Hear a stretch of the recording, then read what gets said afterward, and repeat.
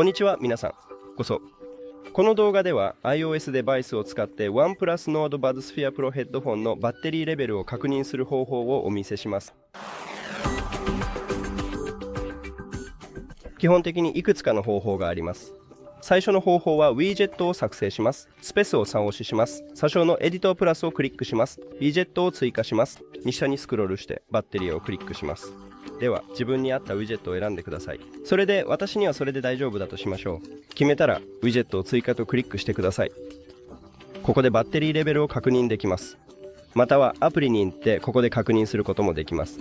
そしてこれはより良いオプションです。ハギのイヤーポッドとニュディのイヤーポッドのバッテリー3量を確認可能です。